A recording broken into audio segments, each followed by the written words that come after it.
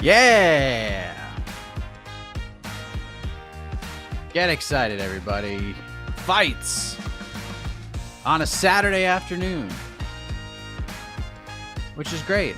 And there have been many fights that have happened already today, and many fights announced by UFC CEO Dana White. We have our main event and our co-main event and more for the final pay-per-view of 2024, UFC 310, December 7th in Las Vegas, Nevada. And we're here to talk about that. Plus, UFC Vegas 98, which kicks off, as you can see on the bottom left-hand corner of your screen there, in around 29 minutes from right now, UFC Vegas 98. Welcome to the People's Pre-Fight Show, everybody. I am Mike Heck, and joining me as always, the chair-swinging fool himself, the baddest ass in all of MMA. He is Casey Leydon, producer extraordinaire. Let's see how many chair swings today gets. A full 9/10 of a 4/5, 9/10, 9/10. We're rounding up to one. We'll round it up. All right, that's pretty good.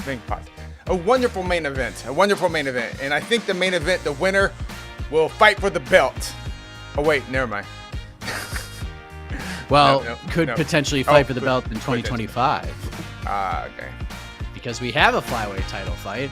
And let's start there, Casey. Dana White jumps on Instagram, jumps on social media, and we've been wondering what's the main event going to be for UFC 310, and we try to put two and two together, and I think without having any insight, I guess correctly, it's going to be Bilal Muhammad versus Shavkat Rakhmonov headlining UFC 310. Co-main event, Alexander Pantoja puts the flyweight title on the line against the UFC debuting Kai Asakura, coming over from Ryzen, signed with the UFC in June, and gets an immediate title shot. That doesn't happen all that often. He also confirmed Nick Diaz's return. They rebooked the fight with Vicente Luque. We already had reported the movement of the Volkov-Cyril Gane rematch for this card as well. So UFC 310 coming together. Top three fights that stole the headlines. Muhammad Rakhmonov, Pantoja versus Asakura, Diaz versus Luque. What are we thinking here? What are we grading these top three fights? The third fight's Diaz-Luque? That's like, there's no other. So. Okay. We got Gane and Volkov too. Oh, Gane and Volkov. Okay. That fight. But I would say Diaz will probably get the top yeah, billing. yeah. Well, I guess name value, yeah, but as far as actual relevancy, it's different. I love the main event. Love it. Man, and like as much, and I love Ryzen. I loved when Yuri came over here, when Manal Kopp came over here. I was like, these guys people don't know how good they are. And but I love Kai Asakura, but I think he should have had just one fight. Just one fight. That's all. Just one. And I'm not sure why he's getting a title fight. It's not that he doesn't deserve a title fight, but I'm just kind of shocked. When was the last time UFC has done this? To bring in a challenger. It's got to be like the UFC Dark Ages, whatever you call those times. You know, I can't remember the last time. Like even Anderson Silva had a fight before. Yeah, Anderson had a fight. I mean, Kayla had two fights. Someone has a challenger to an existing belt, a non-vacant belt too. I'm trying to see. Off the top, I know that our wonderful viewers and listeners will be able to. Oh, someone's saying Gilbert Melendez. So Gil. Oh, okay. So Gilbert. Okay. All right. Well, yeah, it's Gilbert Melendez, and it was slightly different because the UFC owns Strikeforce. So I would even say that's a little bit different because there's no business, there's no ownership of Ryzen with Kai. So but Gilbert, I guess I guess that's as close as we can get. So since Gilbert. So if I told you January 1st, 2024, that the flyweight title would be defended twice, and the challengers, Casey, would be Steve Erceg and Kai Asakura, would you have believed me, or would you have thought it was absolutely insane? The Kai one wouldn't have surprised me. assuming he got like a fight, not just the fact that he got a straight title fight is unreal. Steve Erceg, I'm still shocked about. That's still like I'm still like, wow, Steve Erceg, but he did it, and hey, he almost actually won the title. But yeah, it seems like the men's flyweight division kind of breaks the rules a lot in terms of challengers as far as what the UFC books. It just kind of, I don't know, doesn't really seem to have the same sort of the road to get there like the other divisions. Yeah, it's just like the best guy available gets it. Doesn't matter what the ranking is, all of that. Because I mean, the guys who, from a merit perspective, deserve, quote unquote, the shot over him, all have fights booked. Like Royval already fought for the belt, but he's still the number one ranked guy. He just beat Brandon Moreno in his last fight. Tatsuro Taira, 6-0 in the UFC, looking to make it 7-0. Brandon Moreno, who has fought Pantoja multiple times, he's fighting Amir Albazi in a couple of weeks. And Albazi has looked pretty decent as well. So I guess they're just like, all right, we need to get a second title fight on this thing. The only guy available, really, who would be of interest is probably Kai Asakura. So, I mean, just been a weird division, the flyweight division, and should be a fun one. Brandon Royval revealed when I talked to him that they offered him the Kai Asakura fight for the Perth card, and he was just like, no, I'm not doing it. Yeah. I want this. I want a little bit more money. Give me something. And I want all of these things to do it. UFC said no. He said, well, just give me one of these things. And the UFC said no. And he said, fine, I'm just not going to fight then. I'm not going to go all the way to Perth, fly my whole team over, and get double taxed. Yeah, double taxed, to fight a guy who is not in the UFC rankings right now. I'm not being guaranteed a title fight. So why am I going to risk it for the biscuit that isn't really there, at least at this point in time? So he wants to fight Asakura down the line, just didn't feel like that was the right time for it. So that's an interesting note. And I 100% agree with what Royval said. Now, how the UFC looks at how the UFC would take that, because UFC doesn't. That's a different story. But everything Royval said on not taking the Kai Asakura fight in Perth was 100% correct. But being 100% correct doesn't really mean very much sometimes with the UFC. So yeah. So that's that. But I'm very happy with the main event. I love Bilal Muhammad versus Shavkat Rakhmonov. It's the fight we all wanted right after Bilal won the belt. They did it right, even though there are other people in a very incorrect way shouting from the rooftops, you know what? Let's give it to Kamaru Usman. Let's give Usman the shot because he's older. His career is winding down. Let's give it to him, even though he hasn't won a fight in like 3 years. And he's lost 3 in a row. Yeah, let's just give him the title fight without a win. So I'm glad they did the right thing. I'm glad Shavkat's getting his day in court. He deserves it. He deserves it more than Kamaru does, if we're being honest. All I've asked from Kamaru is just go get one win. Fight anybody at 170, anybody with a number next to their name. I don't care who it is. I truly do not care who it is. You go get a win over anybody in the top 15 to 170 pounds. We can have that conversation about you fighting for the title. But until that happens, Shavkat's the man. And I have been saying for a long time, the second he fights for the belt, he's going to win it. So we'll see if he gets it done. Bilal's looked incredible. What's the line on that fight right now? Let's take a look. Let's find out. Let's see. Let's go to I'm going to guess Shavkat minus 275. Let's see. Rakhmonov betting lines from Bet Online. What the fuck are we doing here?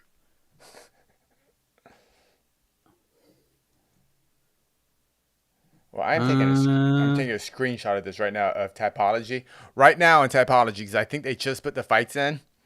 According to fans, 100% of fans are picking Rakhmonov over Bilal. 100. Does it say like how many people? No, it doesn't. Let me see if I can tell. Okay, never mind. They must have just put it in because now it's down to it's changed. Now it's only 25% because 4 people have put in their picks. That's so funny. That's very funny. I'm not finding them just yet. Oh, let's see. All right, let's scroll down. Maybe we get some futures here. December UFC. Where are we? Future events. It's not saying. Interesting. But I'm sure your line is Yeah. probably correct. So what is that? Minus 275? I think. After Bilal won the belt, Shafkat Open is a minus 225 favorite. 225. Okay. So. But there you go. So there's your main event for UFC 310. Hey, and props for the UFC. Props to Bilal for doing the thing, giving the fight, giving the fight that Shavkat deserves, earned, and the fans want to see. No notes. This no is notes. The one. No notes. Nope. This is the one. They did it right. And shout out to Bilal, man. Wins the belt. Yeah. He could have pushed for Kamaru, and they poked and prodded a little bit. He could have really pushed for that. But as time went on, he was like, no, I want Shavkat. Like, no one thinks I could beat him. That's the one I want. So respect to him. Well done. If he goes out and beats Shavkat, man, that's pretty wild. It's a hell of a year. He won't win Fighter of the Year, but he's going to be in the mix. Man, he probably jumps into the top 5. I would think the top 3. I think he'll be the 3rd fighter. Well, top 5. Who's your fighter of the year right now? Pereira is right now, but the second UFC 308 ends, that's going to change. It either goes to Ilya or Hot Max. Or Max. Yeah, one of them. In my eyes. One of them's going to win it. And then it'll be That's Pereira. what I agree to. Yeah. Right now, either Ilya or Max are number 1, depending on the winner. Pereira number 2. And if Bilal can win at 310, I would have Bilal at number 3. Guess I don't know. Am I forgetting anything? DDP is probably in the discussion. Wins the belt, defends against Izzy. He's probably in the mix. Finished Izzy too. Finished Izzy. So he's probably in the top 5. Yeah, top 5. Yeah, but I would have number 4 or so. Yeah, but yeah, fun. All right, fun times. All right. It's People's Pre-Fight Show. 30 questions in. We could talk about these fights that were announced. We could talk about Oscar Willis's big win over Ben the Bane Davis. How was that? I haven't seen it. No, that's fine. I knew it was going to be spoiled. It's 2 minutes of, it's like a round of them just winging, like just chucking them. But Oscar just lands a whole bunch more and with a whole bunch more vigor. Knocked Ben down 4 times. Oh, and then wow. Ben just kept, Ben kept trying to get up. He wanted to keep fighting, and the referee stopped it after the 4th knockdown. But then Conor McGregor runs in the ring, goes right over to Ben, puts him over, grabs both guys, holds both hands up. It was pretty cool. So shout out to both those guys. Am I going to have to fight my good friend Oscar Willis? Dude, we got to do it. Oscar's such a nice guy. I love Oscar. No. Oh, man. I mean, they're both nice guys. Yeah, both nice guys. I know Oscar a little more than Ben. Ben's a good dude too, but we'll see. We can talk about that. We can talk about Vegas 98. I will say this, and this is insane. This might be an insane take, but I think I'm absolutely spot on. There was more buzz for Oscar Willis versus Ben Davis than there is right now for Francis Ngannou versus Renan Ferreira. That's a problem. That is a problem. I will say one thing though. BKFC made a mistake. They made a mistake. They should have put that fight. They should have put that fight on the prelims on YouTube because that's when everybody expected it. They had Dana White talking about it. Dana White's like, yeah, I'm going to go on YouTube and watch them fight. And then they moved it to the main card. So maybe they got a couple extra pay-per-view buys, but you would have had Dana White commenting about the fight. That was on the pay-per-view portion? Yeah. Yeah, you're right. It should have been the I bought it. I ended up buying it to watch it, but just for that fight. So I reopened my subscription to DAZN just to watch that fight, and then I canceled it as soon as the fight was over. So I have it for a month, but there you go. Congratulations to both those guys for getting after it so we could they discuss did it, man. They did it. A whole bunch more. Yeah. All right. All right. Let's see some questions. Where is it? Oh, yeah, I like this question. What's the point of rankings? It has if you're a longtime fan, then you already know the answer to this question. The rankings don't mean anything in the UFC. But if you're a newer fan, I understand why this question would be asked, and you're learning a valuable lesson. Sometimes the ranking matters, sometimes it don't. Then here we are. The weird. When was the last time actually Asakura fought at flyweight? Because I see most of the time Asakura fights at bantamweight. So what? Like I always kind of thought of Kai as a bantamweight. I knew he could make flyweight. Yeah, his last 2 fights were at bantamweight. That's why I find odd about this too. That it like they could have signed Horiguchi and gave Horiguchi a direct title shot. To me, that would have made more sense. Yeah. But Kai's last 2 fights were at bantamweight, and when he lost to what weight is this at? I can't tell what weight is it. Yeah, his last 3 fights. Yeah, that's my issue. Like Kai just doesn't fight at flyweight that much, so that's why I find this odd too. Like because we don't. I want to say what's the point of rankings, because I was like, oh well, what's our rankings? But we don't have them ranked at. I'm pretty sure I have him ranked in my top 15 at bantamweight, maybe, but definitely not at flyweight, because I just didn't even think of him as a flyweight. But yeah, here we are. Just be ready. Like as I've been saying for the last 2 years, your best friend is not a ranking. It's not even your star power a lot of the times anymore. It's availability. Availability is your best friend. And if your phone rings and you are available, say yes. Look at Khalil Roundtree. Look at what that did for him. But isn't it so weird that I kind of forgot about Horiguchi? Why wouldn't they just sign Horiguchi? Because they have the tape on him. He actually fights at flyweight. Yeah, I don't know. I fought for you before. Yeah, he lost to the GOAT, so it's not like he has a bad loss on his record. Yeah, he's looked good. I don't know. Yeah, I don't know. So weird. Questions for Dana. All right. Thank you much.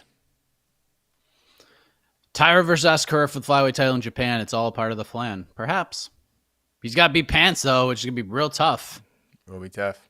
But that'd be kind of cool if this actually happens.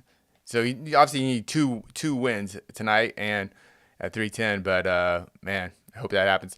But, of course, we had China versus China. We could have had that, in Wei Li and Yan in somewhere in Beijing or whatever. But that didn't happen. So they'll probably wind up, Taira and Asakura will probably wind up fighting in Salt Lake. They'll be somewhere different. All right. What do we got? Oh, okay. It's boxing that wins the weekend, and it's not even close. Yeah, probably. Yeah, sure. Better be F and Bivol. Yeah, if it's a competition, yeah, sure. Yeah. MMA can't, MMA can't win every weekend. It's fine. It's a good fight. It's a really good fight. Yeah. Which combat sports organization wins the weekend and why? I mean, it's probably boxing. I think BKFC got a nice little boost from Ben and Oscar, if we're being honest. So probably one of those two. Yeah. I don't think it's gonna be the UFC. Not the UFC. Not the UFC. Yeah. UFC gets a nice participation award this weekend. All right. Let me see. Here we go. If Azamat Mursakanov beats Krylov and Rakic beats Ankalaev, could Azamat sneak into a title fight? 5-fight unbeaten win streak.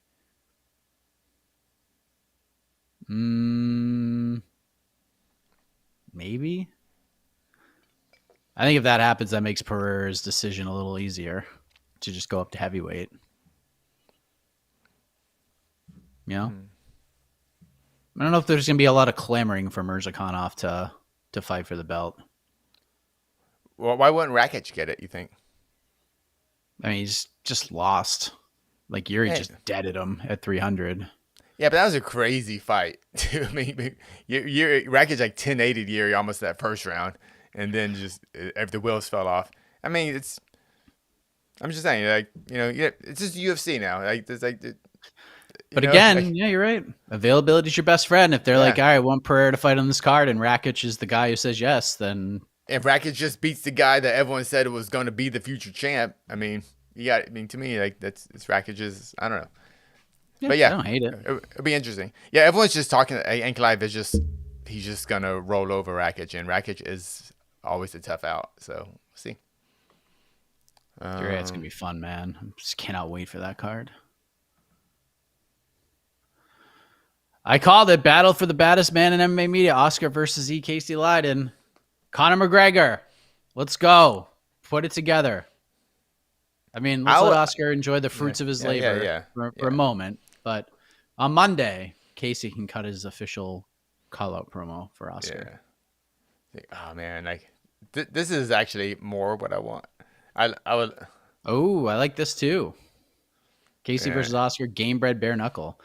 Yeah. By the way, Oscar had like 2 takedowns in the fight too. He did what? He just went for it.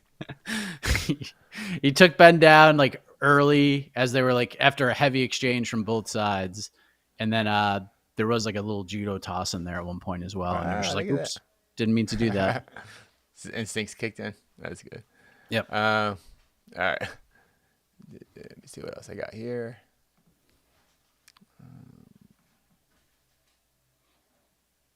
What do Mike and Casey think of people saying the flyweight division is dead? That's why Kai's getting the title shot. To me, it ain't dead. Dana was desperate. 310 should have been Chandler versus Conor. I've not heard one single human being say the flyweight division is dead. Yeah, it's not dead, Mr. Boza. But does the flyweight division, is it doesn't seem Pants has got the rub yet, even though we've seen him in some amazing fights. Is there a reason why, you think? I don't know. I thought he was as over as he could be after he won the belt and he had that post-fight interview about his dad. That was amazing. Yeah. And then we didn't hear from him for a while until they booked him against Urseg. And that was just on a card that nobody watched. It was fun, but nobody watched it. And now he's back. He's just, I don't know. It's just weird. He hasn't fought a lot. It's just Flyweight's not dead. It's just back to where it was after DJ and Cejudo were no longer the champions. Back to being a co-main event division. Yeah. You know what I mean? You don't have Moreno and Figgy doing what they did, and even a lot of those fights, they were co-main events. So I don't think it's dead. I think it's fun as hell. And you still got guys coming up, and you lost Makhaev, but you still have plenty of talent there. Yeah. Kai's going to be a fun addition. Like, if you've never seen Kai fight, he's ridiculous. He's ridiculous. I mean, Kai France is coming off of a good win. Taira is, 24?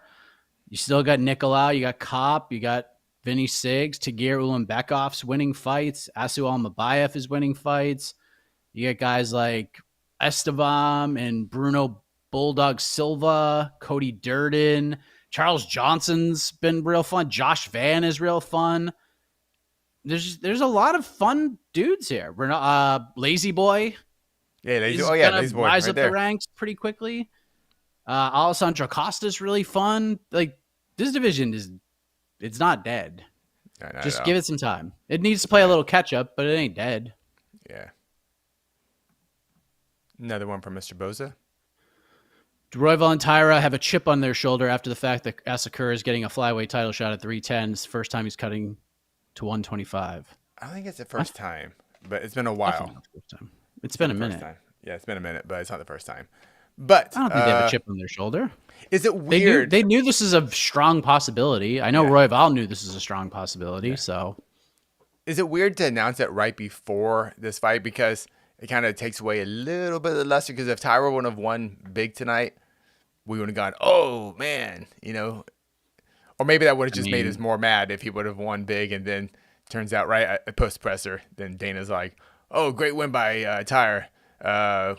He could watch Kai Asakura. Yeah, no, he watched Kai. now that I think about it, it might have been worse if. Yeah, I mean, you're asking because look, it's less than 2 months from this fight happening, so I think it actually probably benefits both these guys. Yeah.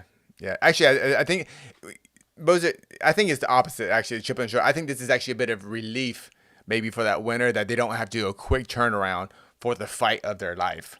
So I think this is Yeah. actually a relief that they know that whoever wins, they are next in line. I would assume. Yep. Yeah, I would assume. Yeah, Even if 100%. Royval wins, if Royval wins and then Kai wins, then Royval's right there. I would think. He So probably gets it. probably gets it. Yeah, I would assume he gets it. So actually, I would say the opposite, Mr. Boza. I agree. understand your point of view, but I think it's the other way around. There's actually a bit Completely of agree. more freedom. All right, what else we got to do?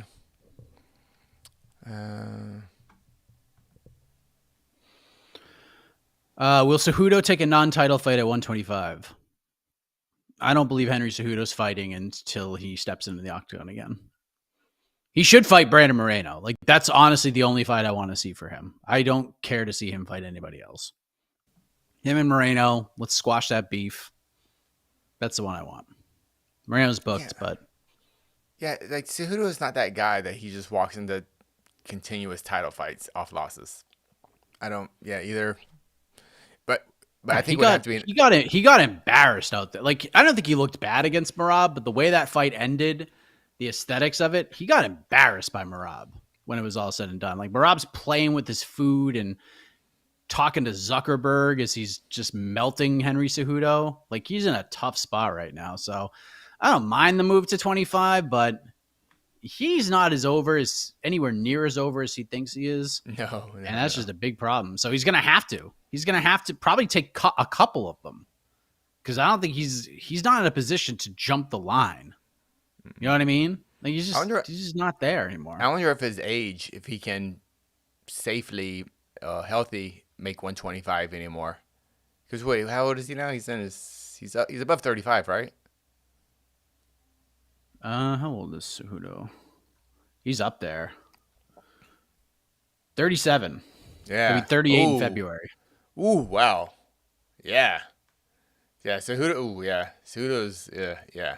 He's older than I thought, actually. That is ancient for flyweights.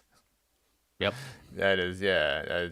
He's like, I said Randy Couture of flyweights if he can make a run at that. So, I think Cejudo's days at 25 are done. I think, yeah. He says he wants to go back. He says a lot of things. That's true. That's very, He very says true. a lot of things. You're not wrong. All right. Thank you. Super chat from Lazy Bed. We kind of talked about this earlier. If Kai and Taira win, could they headline a Japan card? Absolutely. Absolutely. Yep. And they should. Yeah. The problem is the UFC only goes to locations that pay them, and UFC is not a big deal in Japan. They just aren't. I mean, they're aware of MMA fans. They know the UFC is big, but it's just they're just not the big league there. So Nope. That'd be cool. It would be awesome. I wish they would take a Kai and Taira winning, doing like headlining a fight night. That'd be awesome. I love when the UFC used to put title fights on fight nights, and I think 100%. yeah, that'd be great. But we'll see.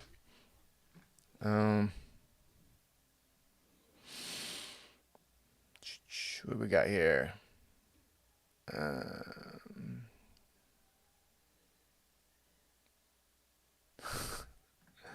Sorry.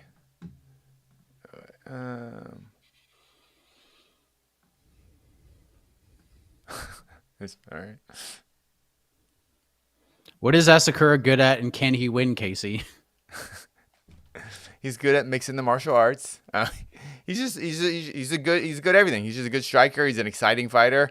Knock you out. Who did he knock out? Knocked out Horiguchi. Lost the rematch.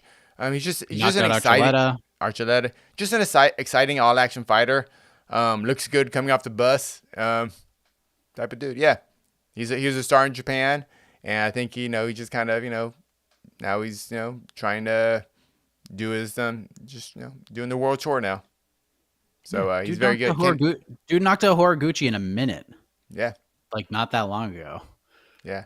Well, 4 or 5 years ago, but in MMA, that's not that long ago. Yeah. And can he win? Yes, he can win. I'll still favor. Remember the Sasaki fight? No. Which one? He broke his jaw with like the second punch he landed.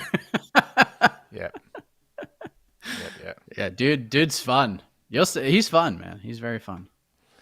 Kai is okay, whatever. Yes, Cop KO'd him in 38 seconds. Yes, I'm aware of that. Casey's got cauliflower tongue. I kind of do right now. I just came back from training, and my mouth is still like I'm pretty thirsty still. So yeah, you're right. Sorry. I'm still wearing my Muay Thai shorts. Yeah, still hiked them up.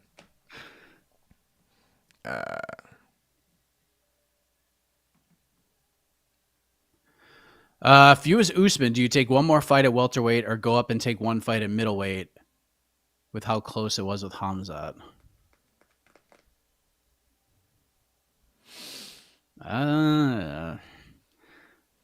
He should probably do it at welterweight. Middleweight's a little tough right now. There's just too many names. There's too many names. So if I'm him, I mean, you got Bilal's attention. You got UFC people on the UFC staff clamoring for Usman to get this title shot. You take one at welterweight, and it ain't gonna be an easy one. Like Usman's gonna have to fight JDM. Like if it was up to me, he fights JDM or he fights Ian Gary. Like those are the fights for him. I love the Buckley call out. I don't think Buckley gets it, but I think Usman versus JDM or Usman versus Gary is the fight to make. Does the UFC want Usman in a title fight?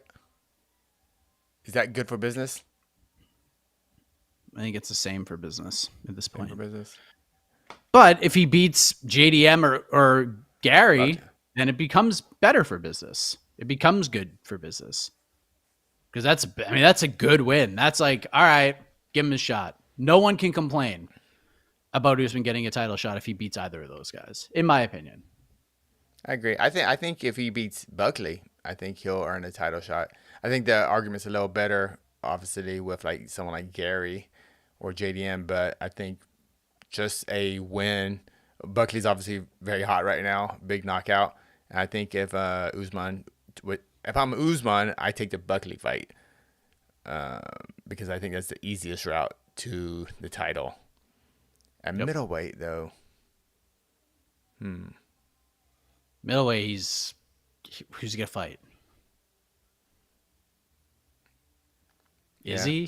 But he's not gonna fight Izzy. No, Like that wouldn't work. Yeah, yeah. I think welterweight. Yeah, Paul, like Marvin Vittori. Like who does he fight? Caio Bahalio?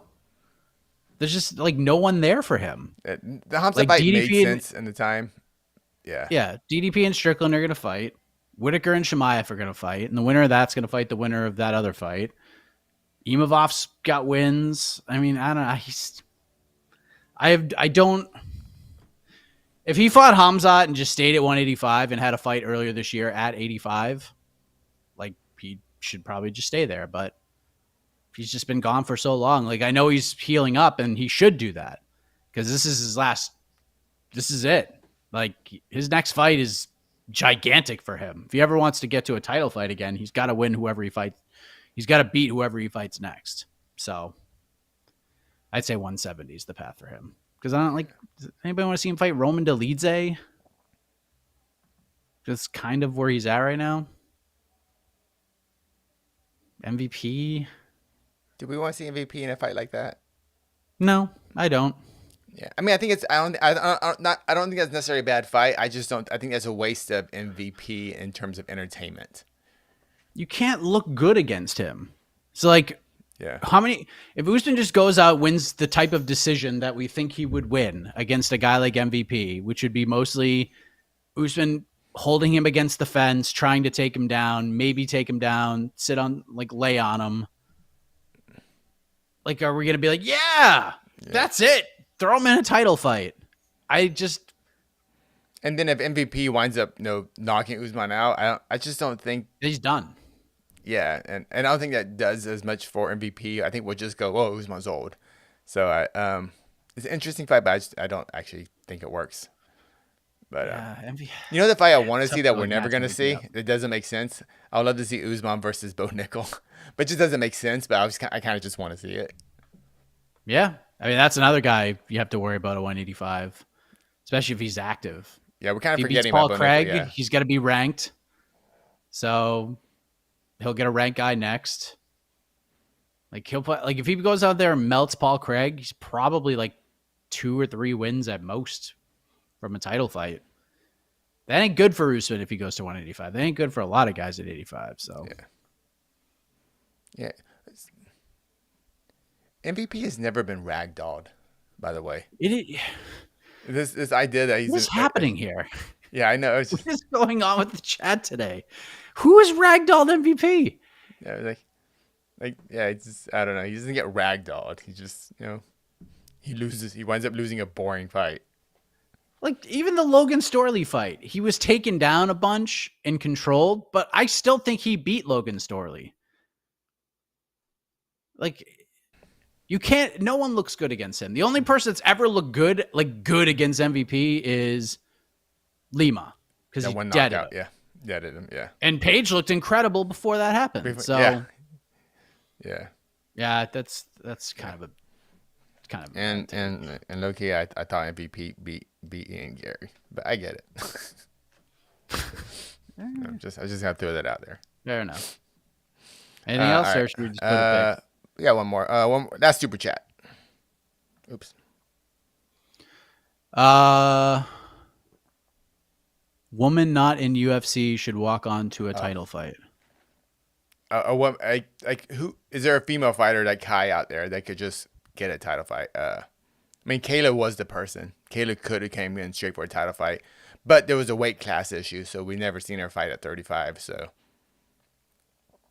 check. Man, no, there's no 45 anymore. So I was gonna say Jack would have to go to 35. I don't know if that's happening. If maybe you know what, Dakota.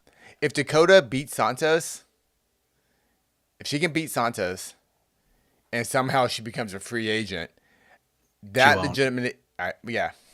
You can't, unfortunately. You're locked in. Yeah. But if we're taking out the legalities of things, I think if Dakota can beat Santos, then her star power, and Santos is obviously a top 10, top 5 flyweight, I think she would be the only woman out there that could come in straight for a title fight. I think there's a chance that happens. If I'm Dakota and I beat Santos, I am not touching that season with a 10-foot pole next year. Not going anywhere near it. Just go and fight on the whatever pay-per-views they have, the super fight cards, get 2 fights there, and then get out of there. Like leave there as fast as you possibly can and go to the UFC. She's going to be in the UFC. The first chance she gets to leave, she gone. That's just the way that it's going to be. That's what PFL is going to be moving forward. They're either going to be the place to go for UFC veterans that can't get what they deserve from the UFC, a la Francis, and they will pay him a sweetheart deal because they have money to spend.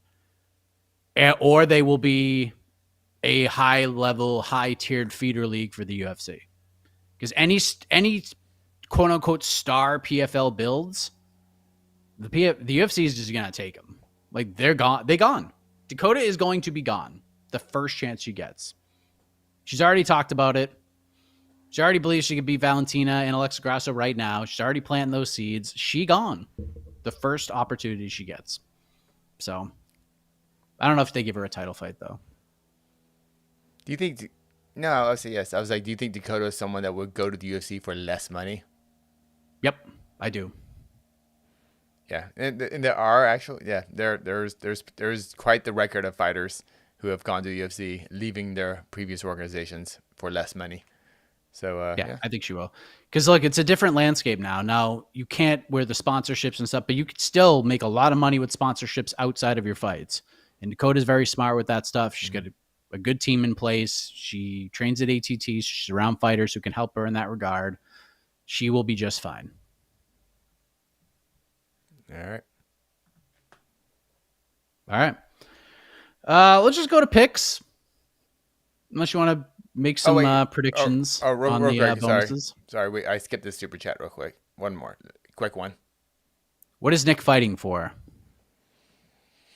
I don't know. He looks in pretty good shape. If you follow him on social media, dude looks way better in way better shape than he did before the Robbie Lawler fight. So if he wants to fight, let him fight.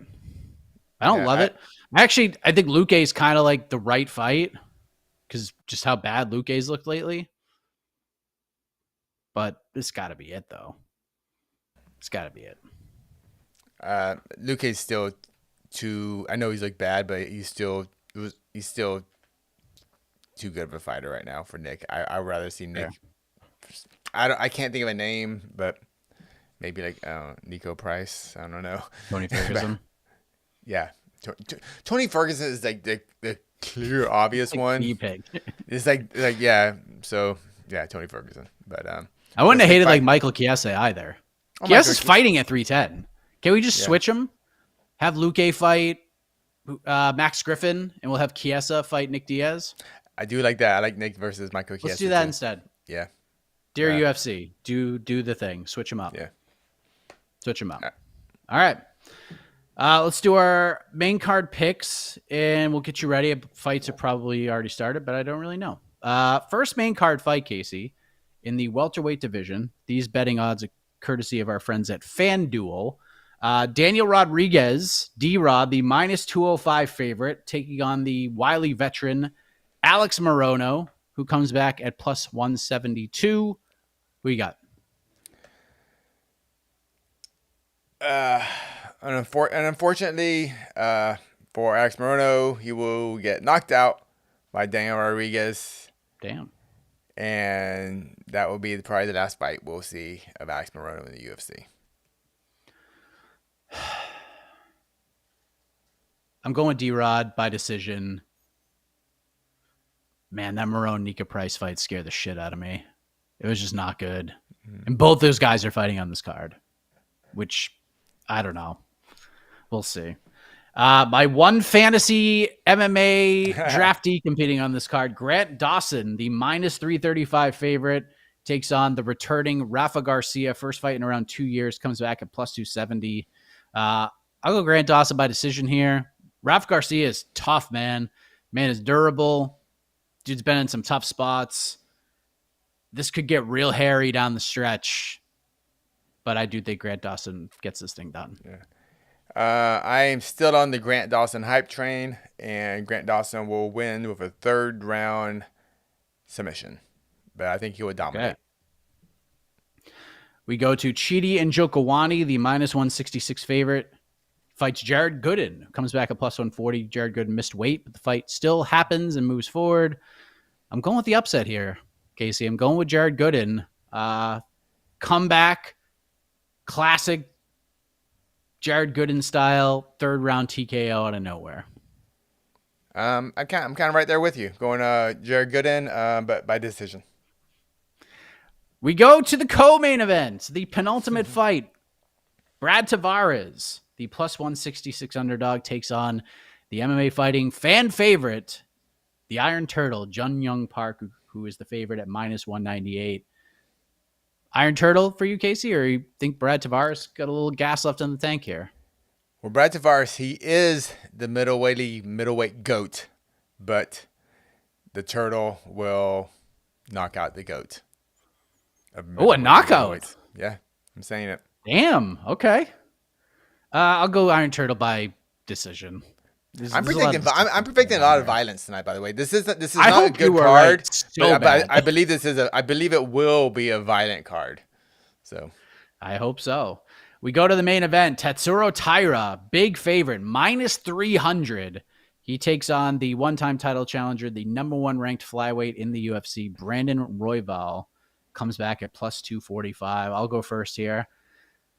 There's just not a lot of respect going on for Brandon Royval right now. I'm picking Royval, man. I think he's gonna win. He's gonna win. I'm very high on Tatsuro Taira. The Perez fight, I didn't really learn a ton. Like, I thought Perez won the first round. Weird ending, which was because of Taira just being nasty in scrambles and with his grappling.